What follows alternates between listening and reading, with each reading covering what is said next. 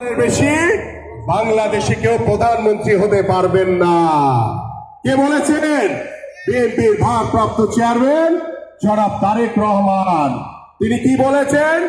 বাংলাদেশের যে অর্থনৈতিক যে সংকটের মুখে আছে সেই অর্থনীতিকে আরো সমৃদ্ধিশালী করার জন্য বিভিন্ন পরিকল্পনা গ্রহণ করবেন।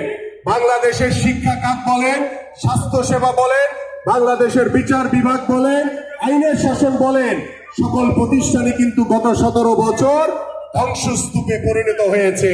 সেই ধ্বংসস্তূপ থেকে টেনে তোলার জন্য আমাদের মাননীয় ভারপ্রাপ্ত চেয়ারম্যান 31 দফার কর্মসূচি দিয়েছেন এবং এটার সকল রাষ্ট্র মেরামতের সকল সংস্কার এই সংস্কারের ভিতরে রূপরেখার ভিতরে রয়েছে।